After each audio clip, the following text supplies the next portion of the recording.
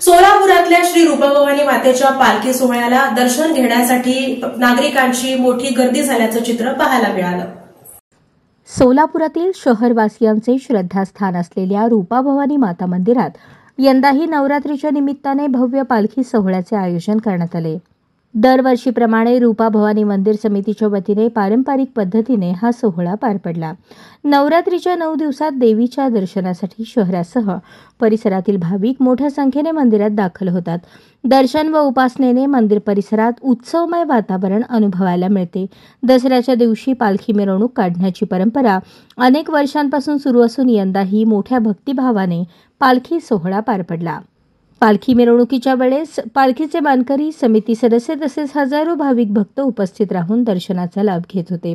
वातावरणात ढोल ताशांच्या गजरासह जय देवी रूपाभवानीच्या घोषणांनी धार्मिक ऊर्जा संचारली होती। भाविकांनी देवीचा आशीर्वाद घेत आपापल्या जीवनातील संकटांना सामोरे जाण्याची शक्ती आणि बळ मिळावे, तसेच सर्वांना सुख समाधान लाभावे अशी प्रार्थना केली। संपूर्ण सोहळ्यामुळे सोलापूर शहर भक्तिरसात न्हाऊन निघाले होते।